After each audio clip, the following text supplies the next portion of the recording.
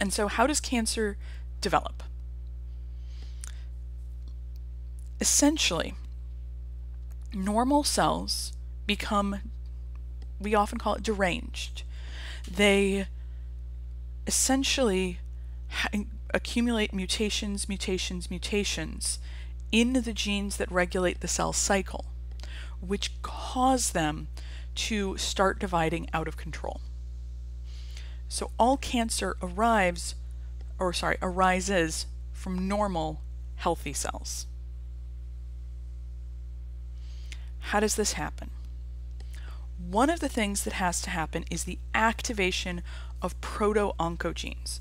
So again, these are the growth factors in the cell cycle. These are those ones that act at G1 that tell a cell that it normally should divide. And a normal proto-oncogene, it will respond to a growth factor, but it's only going to respond to that growth factor when the growth factor is actually there. If that gene gets mutated so that it responds all the time, regardless of whether or not the growth factor is there, that can cause it to become an oncogene, a cancer gene. The proto meaning before, the onco meaning cancer, gene meaning gene. Or perhaps you can get a mutation where a normal growth factor that is produced only under certain circumstances, there's a mutation that causes it to be produced inappropriately. And so now we have growth factor being produced when it really shouldn't happen. And again, that proto-oncogene has now become an oncogene, and it's pushing that cell towards cancer. But that's not going to be enough to cause cancer on its own. We also have to disrupt our tumor suppressors. With the tumor suppressors, those stop signals, those are active at several points during the cell cycle. So even if all your proto-oncogenes get turned into oncogenes, if all your tumor suppressors are acting correctly, they'll still stop that cell's growth in its tracks. But mutations happen. Now, interestingly, with proto-oncogenes, you only need to turn on one of the copies in order for it to increase your risk of cancer. But with the tumor suppressors, you need to get rid of both sets of brake pedals.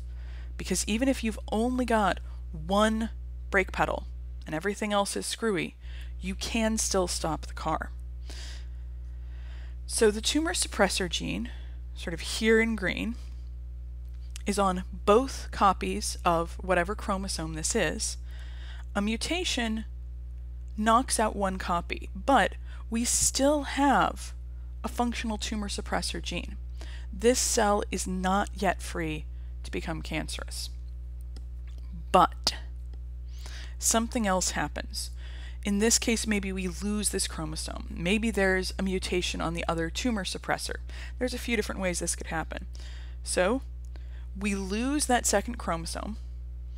Maybe something goes wrong during mitosis, and now this cell, there's no longer any tumor suppressor genes present. The brakes at that spot, at that checkpoint, have gone completely missing, and now that cell can just blow through that checkpoint. There are still other checkpoints, but there's less. We've got a lot more risk of cancer, and depending on what's going on, what other mutations are present, this may be the final straw that takes this from a non-cancerous cell to a cancerous cell. There's also that question of immortality. Normal cells can only divide so many times before they can't divide anymore. Why does that happen? Why do these cells go from happy and dividing to apoptotic and unable to go? The reason for this is something called telomeres. Telomeres are structures at the end of your chromosome where it's a specific sequence of nucleotides repeated over and over and over and over and over again. Why do we have these? Well, long story short, there's a particular little chemical thing that's just how DNA replicates, which means that each time you replicate your DNA, your chromosomes are going to get just a little bit shorter.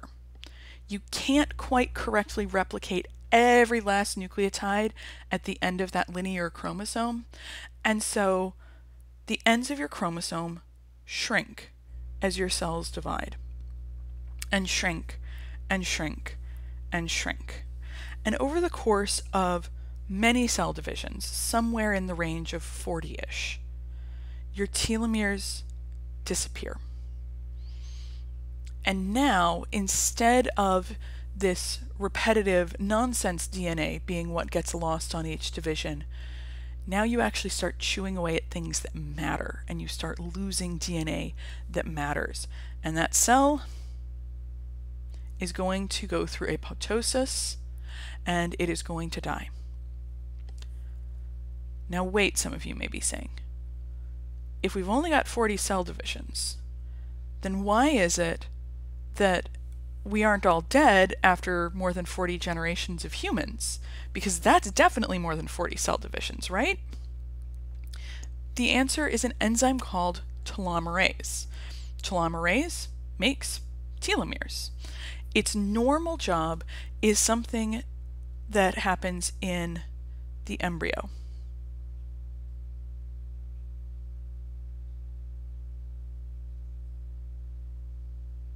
Oops.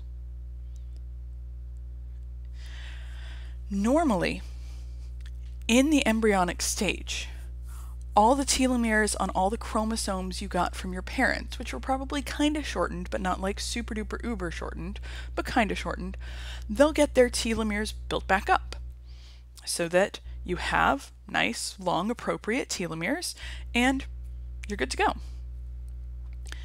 That enzyme is only supposed to be expressed in the embryonic stage, but in cancer cells, it can get turned on so that telomerase keeps these telomeres from getting too short, builds them back up to where they were before, meaning that this cell isn't going to age and die anymore.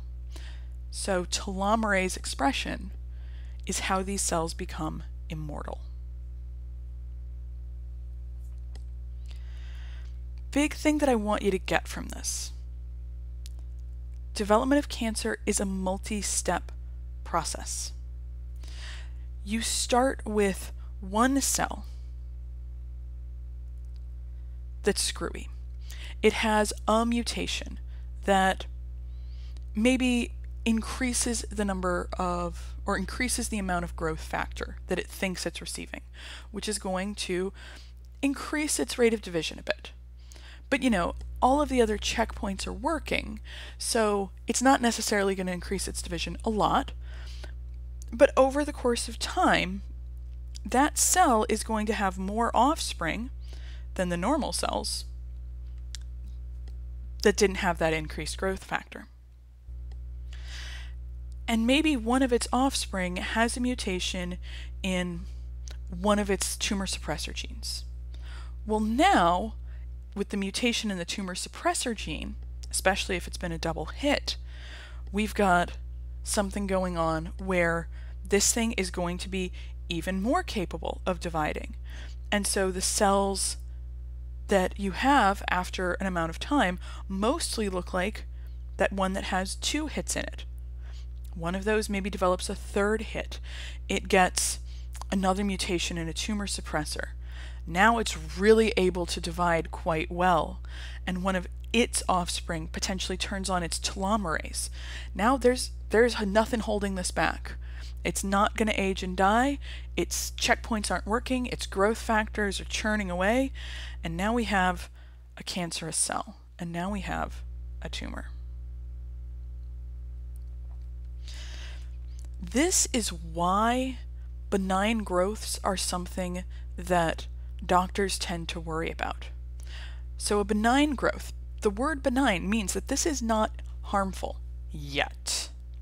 A benign growth is a case where cells are dividing more than they ought to, but they haven't actually started invading the surrounding tissue. You've still got them staying in one place. Essentially, it's a big ball of cells sort of centered around wherever that first cell was that started dividing more than it should. But it is dividing more than it should, and it's going to continue dividing unless you get it out of there, unless you kill it off in some fashion. Now, benign growths can keep going and can get really incredibly large and never become malignant.